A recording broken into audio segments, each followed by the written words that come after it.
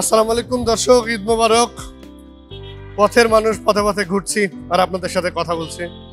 দর্শক, এই পথে ঘুরতে গিয়েই মনে পড়ে গেল যে আসলে ঈদে আমাদের একটা ইয়াং জেনারেশন জেনজি, তারা কিন্তু মোটর বাইক পেলে মানে তাদের সর্বোচ্চ স্পিড কত উঠাতে পারে এমনটার একটা প্রতিযোগিতা শুরু হয় এবং গ্রামে গিয়ে বা নিজ নিজ এলাকায় গিয়ে বাইকের রেস শুরু করে।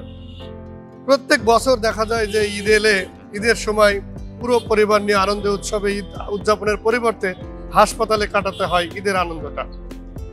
এমনটা যেন না হয় সেজন্য অনুরোধ করব, যারা স্পিড বাইকার রয়েছেন তারা যেন নিজেদের বাইক নিয়ন্ত্রণ রাখেন, মন নিয়ন্ত্রণ রাখেন, সিয়াম সাধনার যে শিক্ষা সেইটা যেন আমরা মানে অ্যাপ্লাই করতে পারি।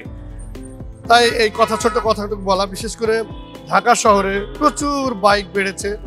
ঈদের সময়টায় রাস্তাঘাটে ফাঁকা থাকে, সেই সময়টায় যেমন খুশি তেমন যেদিকে খুশি সেদিকে ইচ্ছে মতো রেস করা হয়।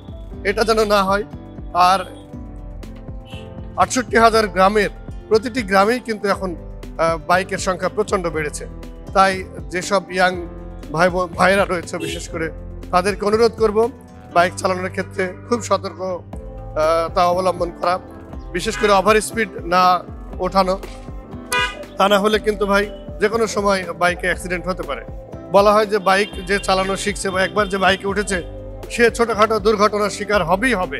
হ্যাঁ, এটা সত্য, ছোটোখাটো দুর্ঘটনা হতে পারে। হয়তো আমি বা আপনি সতর্ক আছি, অন্য কেউ এসে ধাক্কা দিল, সেটা একরকম। কিন্তু নিজেই যদি বিশাল কিছু মানে করে ফেলি, বড় দুর্ঘটনার শিকার হয়ে যায়, তাহলে তার জন্য কে দায়ী থাকবে?